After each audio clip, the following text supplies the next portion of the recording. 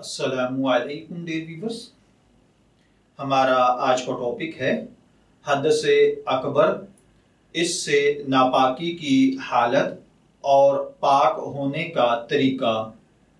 حدث اکبر یعنی ناپاکی کی اس حالت کو کہا جاتا ہے جو کسی عورت کے ساتھ مباشرت کرنے، انٹرکورس کرنے یا کسی اور طریقے سے شہوت کے ساتھ منی خارج ہونے، ریلیز ہونے یا سونے میں احتلام ہو جانے یا حیض اور نفاس کا خون آنے کی وجہ سے پیدا ہوتی ہے۔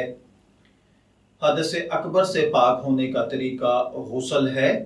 غسل کرنا ممکن نہ ہو تو تیمم سے بھی حدث اکبر سے پاکی حاصل کی جا سکتی ہے۔